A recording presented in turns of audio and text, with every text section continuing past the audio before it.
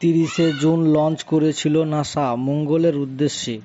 তো আমাদের এই ভিডিওর মূল বিষয়বস্তু হলো নাসার মহাকাশযান বছরের শেষে কত দূরে পৌঁছালো।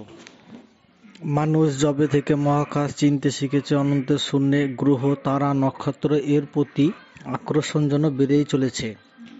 আমাদের নীল গ্রহের বাসিন্দারা লাল গ্রহের প্রতি আকর্ষণ যেন একটু বেশি। এর জন্য 3টি মিশন চলছে। একটি হলো নাসার 2020 রোভার, আর একটি হলো টিয়ানো-1 নামে আরেকটি মিশন, সেটি হলো চীনের। আর একটি মিশন চলছে, সেটা পরের ভিডিওতে নিয়ে আসবো। এখনকার বিষয় হলো কত দূরে পৌঁছে গেল নাসা 2020 রোভার মঙ্গলের দিকে। তো 2টি গ্রহ ডিম্বাকার, আর এই 2টি গ্রহ ঘুরছে নিজ নিজ কক্ষপথে।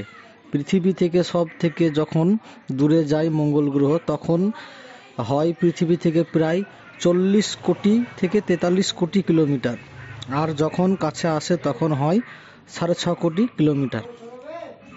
যখন সব থেকে দূরে যায় তখন একদম পাঠানো হয় না, কোনো উপগ্রহ বা কোনো মিশন করা হয় না। যখন পৃথিবী সব থেকে কাছে আসে তখনই পাঠানো হয়। তো এখনকার খবর হলো মার্স 2020 রোভার কত দূরে পৌঁছালো। 6.5 কোটি কিলোমিটার পাড়ি দিয়েছে মার্স 2020 রোভার। এখনও পাড়ি দিতে হবে প্রায় 1 কোটি কিলোমিটারের কিছু কম, তারপরে নামবে সে মঙ্গলের মাটিতে মার্স 2020 রোভার।